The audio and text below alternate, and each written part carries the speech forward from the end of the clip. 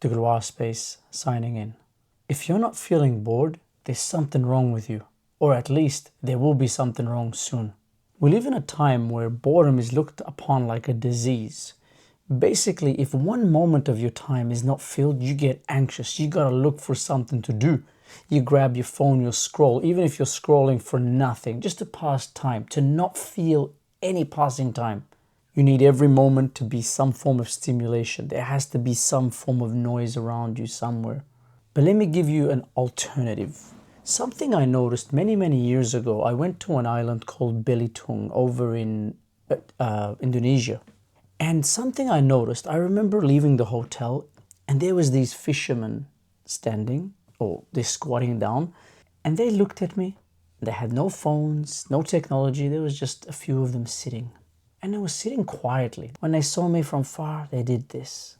A few hours later, I came back and they were seated in the same place. There was no chatter, no talking, no stimulation, just sitting there, waiting. And it reminded me of my early childhood, where we were not allowed to have a TV in our rooms. And actually, usually a whole house had one TV. So when you went to your room, there literally was hardly any stimulation. You maybe had a few little toys, your little toy cars that you'd play with. But besides that, there wasn't much. And I remember a lot of the times, there'd be a lot of younger people ask, how did you guys get through? You know, I remember sometimes I'd just sit there for half an hour, just lost in my own world. And I'd revise through the day, like I wouldn't call it reflection, but it was more like you're just going off into your own world. And the thing is, back then, because there was no options, when you're in your room like that, you basically didn't feel that empty time as much as you feel it now. Sometimes, yeah, you'd be like, oh, there's not much to do, let's go outside. That was as bad as it got. Turns out, these things that I was experiencing as a child are actually quite effective and important for our own brains. You see, when you're bored, in that moment, your brain is forced to stop. It starts bringing out all these ideas. It starts to bring out all these images, possibilities, combinations of ideas that you got. And in that process, you start to ask questions. Questions about you, questions about your life, questions about other people. And there's a problem.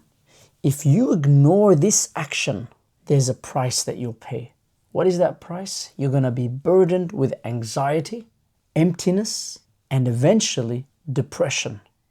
You see, you got to leave your brain to sort itself. You got to engage with your own brain. When you're bored, your brain switches over to a mode that it has called the default mode network. That usually just switches on when your brain is not busy with tasks. What happens in that state? You reflect on yourself, you daydream, you access memories, and you imagine the future. Think of it like your brain's background workshop. It's been linked that without it, you lose connection to purpose in life. You might find it interesting to know that many people made their discoveries in this mode. In Einstein's daydreams, it eventually led him to the theory of relativity. Archimedes and his relation to buoyancy, bathtub, eureka moment. And you'll find a lot of artists came to a lot of their masterpieces in idle time. Boredom is not emptiness. It's kind of like that moment when things are cooking and putting you in that right state of mind to be able to do something, to be able to find something. You've clustered your mind, and here, there's a moment where you're seeping and searching through it. There's an experiment that I read about, and basically they got people to sit in a room for 15 minutes. In that 15 minutes, they do nothing. What there is there's a little button in front of them, and if they press it, they get electric shocked. Something weird came out of this. They found so many of the people, a majority of the people that were there, preferred to get electric shock than to experience boredom. The issue with the default mode network is that when we are left with it, it can lead you to face uncomfortable things, questions about yourself, about your purpose, about your future. And so people are more likely to shock themselves than to face themselves. There is now a link between getting depressed and avoiding the default mode network. Without that phase, without that mode, you never really face core issues in your personality. And so a lot of things are going to be building on top of you and you're not dealing with it, never digesting it. Think about if you're eating all that food and that food is going inside you and you never digest it, what's going to happen? You're going to burst eventually. Things aren't going to be right. And the thing is, these things are reaffirmed to us by the society that we live in. People don't want you to be bored. People always tell you, Philip, go do something useful with your time. That's a constant one that we used to hear when we were kids. Oh, you're just wasting time. You're just doing that. We also link boredom with like, you don't have a successful life. You're a nobody. Nobody really likes you. You got nothing to do. So because we link it with all these things, it becomes to have a negative connotation in our minds. Rather than using that space, we feel abused by it. I often notice in my own life that when I go for a walk and I put a time limit, I say to myself, I'm not going to check my phone for half an hour. 45 minutes. And sometimes depending on the day and what's going on, I might say 10 minutes. I notice that the first block, the first bit of time, my mind is much more restless. It's more like, hey, are you sure? You want to give me a little bit of stimulation? Hey, why don't you check your phone one more time? But once I cross that moment, I find that, hey, I start getting ideas. I start getting that old creativity coming back with ideas and thoughts and reflections of things that have happened, and then I try to settle down with it, try to expand on it. And I started noticing the richness of ideas that I'd get that made a quality difference to my life when I do give time to just silence, to just doing nothing, or not allowing so much stimulation to be coming from these technologies that we're engaged with. Boredom isn't the enemy, it's a doorway. And if living a life with depth and reflection is something that you feel is missing from your life and you'd like to add more, then this is the space for you. Subscribe. And so we come to something that boredom is not optional. Eventually in your life, you are going to face a moment where you will see this boredom. It could be by choice, which is better, or it could be forced upon you.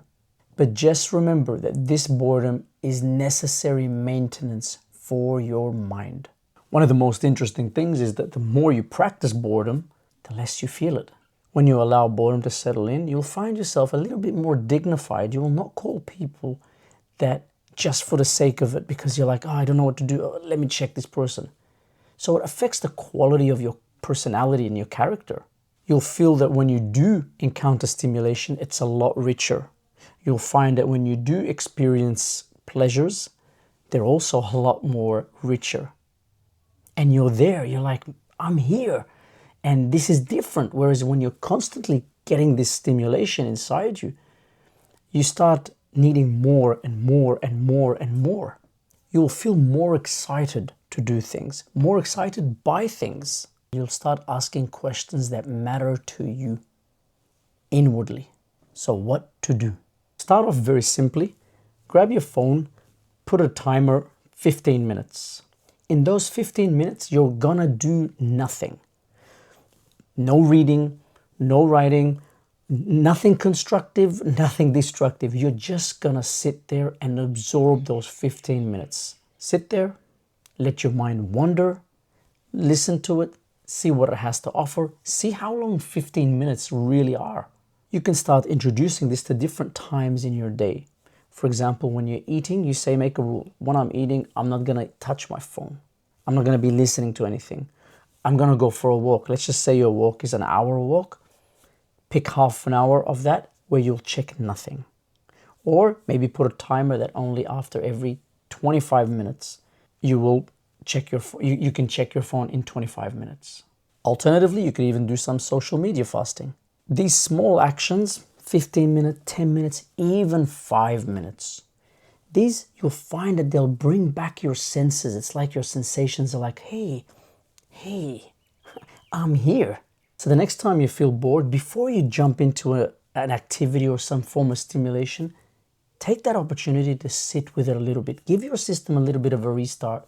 See what's going on in there. Since boredom seems to occur naturally, why don't we use it? And perhaps we can open that doorway to meaning, to depth, and to yourself. DegloireSpace signing out.